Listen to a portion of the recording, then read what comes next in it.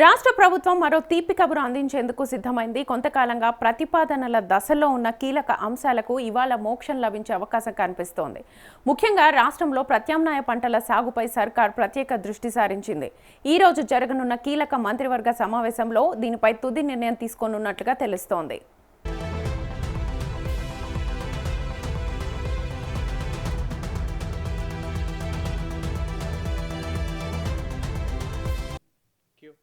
ప్రస్తుతం మన రాష్ట్రంలో వరి సాగు విపరీతంగా పెరుగుతోంది. ప్రభుత్వం నేరుగా మద్దతు ధర చెల్లిస్తుండడం, సన్నవడ్లకు బోనస్ ఇస్తుండడంతో రైతులు వరి వైపే మొగ్గు చూపిస్తున్నారు. అయితే పప్పుధాన్యాలు, నూనె గింజలు, కూరగాయల సాగులో కూడా తెలంగాణ స్వయం సమృద్ధి సాధించాలనేది ప్రభుత్వ సంకల్పం.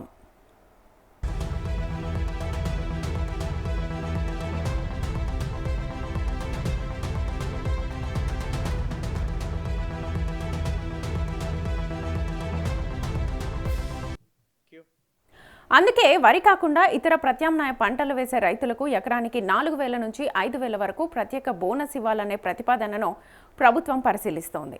పెసలు, కందులు, జొన్నలు, మొక్కజొన్నలతో పాటు వేరుశెనగ, నువ్వులు, పొద్దుతిరుగుడు వంటి నూనె గింజల సాగును పెంచడమే దీని ముఖ్య ఉద్దేశం.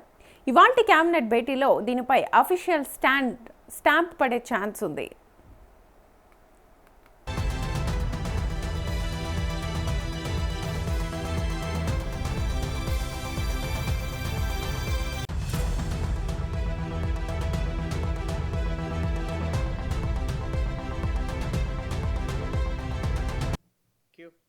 మరోవైపు ప్రతిష్టాత్మక రైతు భరోసా పథకంలో ప్రభుత్వం భారీ ప్రక్షాళనకు శ్రీకారం చుట్టబోతోంది.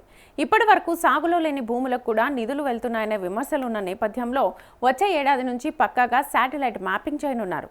ఎవరు ఏ పంట వేశారు, అసలు సాగు చేస్తున్నారా లేదా అనే వివరాలను సేకరించి కేవలం సాగులో ఉన్న భూములకే రైతు భరోసా ఇవ్వనున్నారు.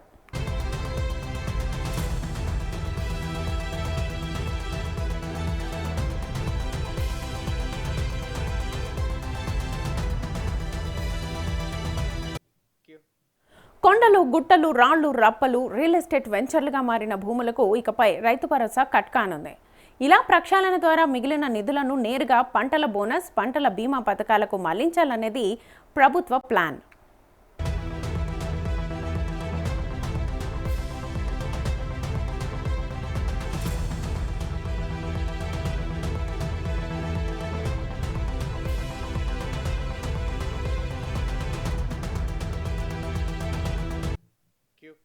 దీంతో పాటు కేంద్ర ప్రభుత్వ మార్గదర్శకాల ప్రకారం విబిజీ రామ్జీ కార్యక్రమం అమలుపైన కూడా ఇవాళ కేబినెట్లో క్లారిటీ రానుంది.